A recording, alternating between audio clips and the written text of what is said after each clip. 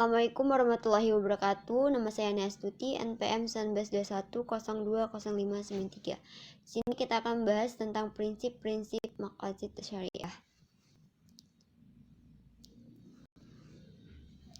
Filsafat Hukum Islam, Hukum Tata Negara oleh Bapak Hervin Yogi Pradipta. Maqasid al-syariah. Secara bahasa, maqasid al-syariah terdiri dari dua kata, yaitu maqasid yang artinya kesengajaan atau tujuan, dan syariah artinya yang menunjukkan sumber air. Ia pula dikatakan sebagai jalan ke arah sumber pokok kehidupan. Adapun tujuan maqasid adalah untuk memaslahatkan manusia. Kemaslahatan dapat terrealisasikan dengan baik jika 5 pokok dapat diwujudkan dan diperlihatkan, yaitu yang pertama agama, yang kedua jiwa, yang ketiga keturunan, yang keempat akal, dan yang kelima yaitu harta. Tujuan syar'i dalam pemaslahatan ketentuan-ketentuan hukum kepada orang-orang mukallaf adalah dalam upaya mewujudkan kebaikan pelakuan baik kehidupan mereka, baik melalui ketentuan-ketentuan yang daruri, haji, dan tasyini.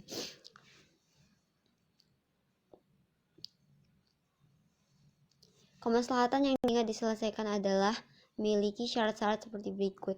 Yang pertama adalah masalah itu harus real atau berdasarkan prediksi yang kuat dan bukan khayalan.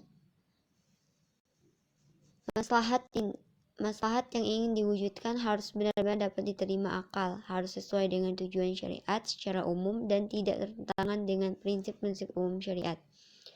Mendukung realisasi masyarakat daruriyah atau menghilangkan suatu dan berat dalam beragama. Adapun manfaat mempelajari maqasid al-syariah ialah sebagai berikut. Yang pertama adalah mengungkapkan tujuan, alasan, dan hikmah tasri bagi yang umum maupun yang khusus. Yang kedua, menegaskan karakteristik Islam sesuai dengan tiap zaman. Yang ketiga itu membantu ulama menjihadkan dan meningkat tujuan syariat Islam. Yang keempat, mempersempit perselisihan dan tasyayyuh di antara pengikut mazhab fikih. Yang selanjutnya yaitu perlengkapan maqasid al-syariah. Perlengkapan maqasid al-syariah. Perlengkapan maqasid al-daruriyah. Ketika Tuhan mensyariatkan salat untuk menegakkan dan memelihara unsur agama, syariat memerintahkan agar salat itu dikumandangkan dengan azan sesuai maksud waktu dan dikerjakan dengan berjamaah sebagai kelengkapannya. Selanjutnya itu perlengkapan maqasid al-syariah.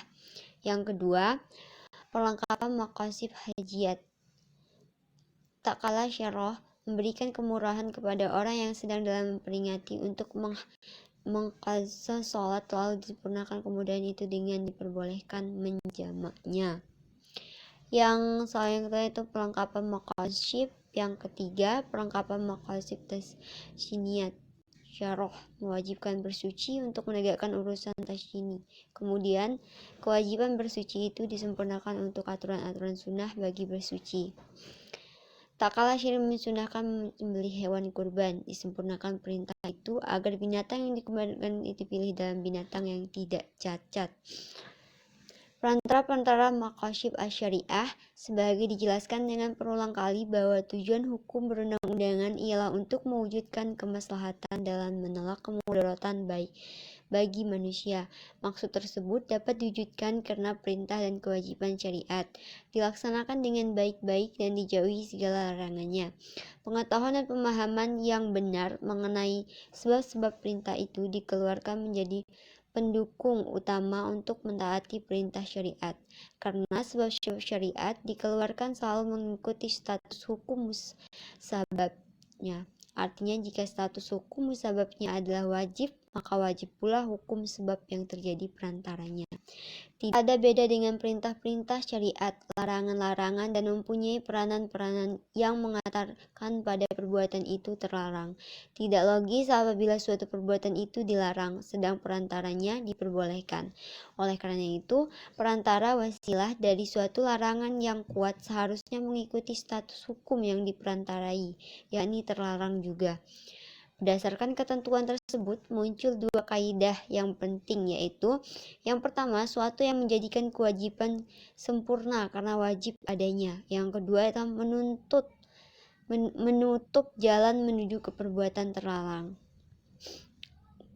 Sekian dan terima kasih. Wassalamualaikum warahmatullahi wabarakatuh.